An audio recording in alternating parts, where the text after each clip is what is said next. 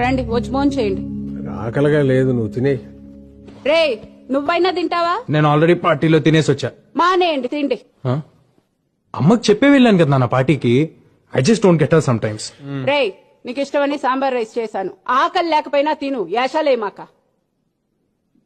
అమ్మ నాకు అసలు అర్థం కాదు నాన్న. ఇప్పుడే తిట్టింది, మళ్ళీ ఫుడ్ అంట. మెంటల్.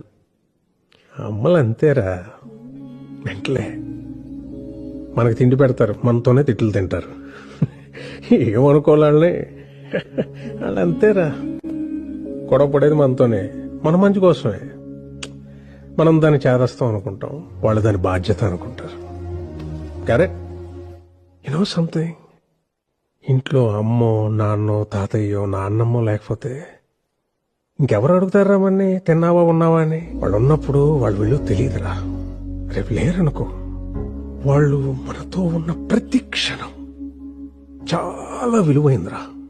Treasure it.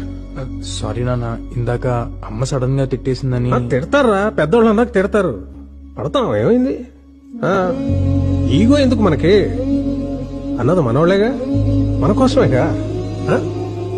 వాళ్ళు ఉన్నంత వరకేరా మన చిన్న పిల్లలు. వాళ్ళు పోతే మన బాల్యం కూడా వాళ్ళతో తీసుకుపోతారా.